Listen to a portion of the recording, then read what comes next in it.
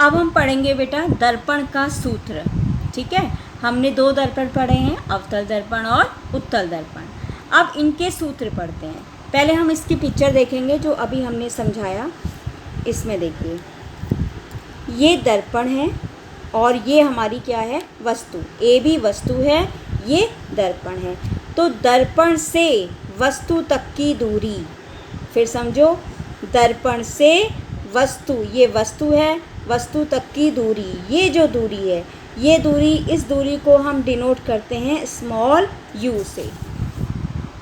दर्पण से वस्तु तक की दूरी क्या कहलाएगी, स्मॉल यू। ठीक है, फिर देखिए पिक्चर में, ये दर्पण है और ये वस्तु है।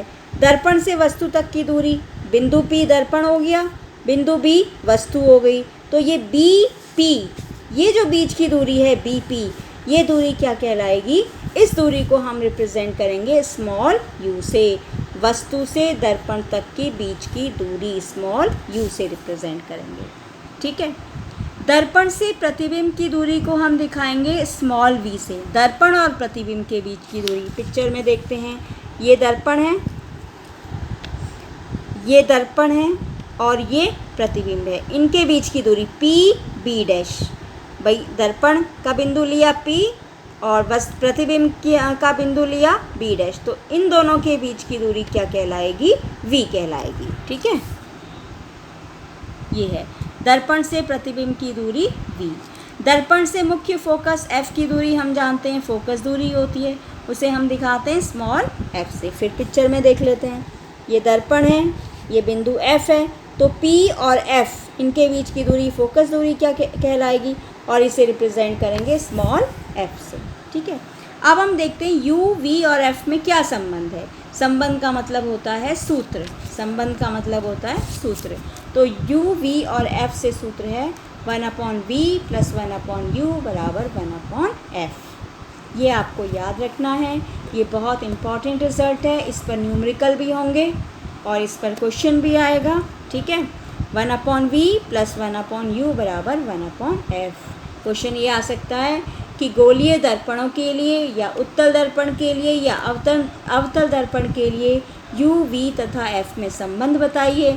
संबंध का मतलब है हमें सूत्र देना है 1/V + 1/U बराबर 1/F। ओके, अब हम आपको समझाते हैं चिन्ह परिपाटी। मैंने आपकी बुक का स्क्रीनशॉट भी आपको लेके भेजा है, अब मैं इसे समझा रही हूँ, इसे समझिए। जैसे कि आप लोग आपने ज्योमेट्री में पढ़ा होगा, मैथ्स के बच्चों ने, कोऑर्डिनेट ज्योमेट्री में ये x अक्ष होता है, ये y अक्ष होता है ना। अब आप ये देखिए कि ये जो दाईं ओर की दूरी है, ये हमने लिया दर्पण। पहले ये देखिए, ये क्या लिया हमने, ये हमारा है दर्पण। ठीक है, प्रकाश आ रहा है इधर की तरफ, प्रकाश आ रहा है इधर की तरफ। कौन सी तरफ है, ये बाईं तरफ। आपतित प्रकाश किधर हो रहा है, बाईं तरफ हो रहा है। कौन सा दर्पण है, अवतल दर्पण है। अवतल दर्पण ही तो है, बाहर की तरफ उभरे हुए भाग में पॉलिश है, अंदर वाले भाग में परावर्तन हो रहा है। तो ये वाली दूरी, बाईं तरफ की दूरियां हमेशा हम लेंगे माइनस में और दाईं तरफ की दूरियां हम लेंगे प्लस में। ठीक है, बाईं तरफ की दूरी लेंगे माइनस में, दाईं तरफ की दूरी लेंगे प्लस में। ये ध्यान रखो बस। कोई भी दर्पण है, दर्पण में हम प्रकाश किधर की तरफ दिखाएंगे, ये भी ध्यान रखना है, बाईं तरफ। प्रकाश की दिशा दिखाएंगे हम बाईं तरफ, और जो बाईं तरफ की दूरी हैं वो माइनस में, जो दाईं तरफ की दूरी हैं वो प्लस में। अच्छा, अब हाइट में ऊपर की ओर जितनी भी ऊंचाई आएंगी वो प्लस में लेंगे, नीचे की ऊंचाई लेंगे हम माइनस में। बस ये चार चीज़ें देखनी है। दूरी देखेंगे तो लेफ़्ट हैंड साइड की सारी दूरियां माइनस में लेंगे, राइट हैंड साइड की सारी दूरियां प्लस में लेंगे। और अगर हाइट के बारे में देखें तो ऊपर वाली हाइट हम प्लस में लेंगे, नीचे वाली हाइट हम माइनस में लेंगे। अब देखिए, ये दर्पण है, ठीक है, इसमें ये लेफ़्ट हैंड साइड है, तो यहाँ की दूरियाँ सारी माइनस में होंगी, इधर की दूरियाँ सारी प्लस में होंगी। क्लियर हो गया। ऊपर की ऊंचाई सारी माइनस में होंगी और नीचे की ऊंचाई सारी प्लस में होंगी। तो ये आपको चिन्ह परिपाटी ध्यान रखना।